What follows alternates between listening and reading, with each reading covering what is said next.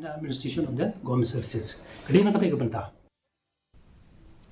The Northeastern Hill University Students' Union Nehu elected its new body for the 2024-2025 after the results of the election for the different posts were declared yesterday.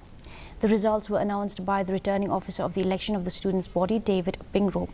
Sandy Sawton was elected as the new president.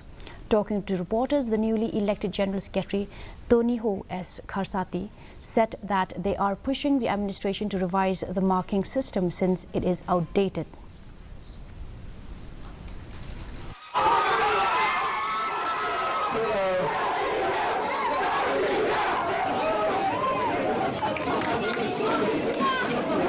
The marking system, it is indeed a very sorry state in our university. The marking system is outdated. The previous student body already pushed, but they were not able to bring fruit.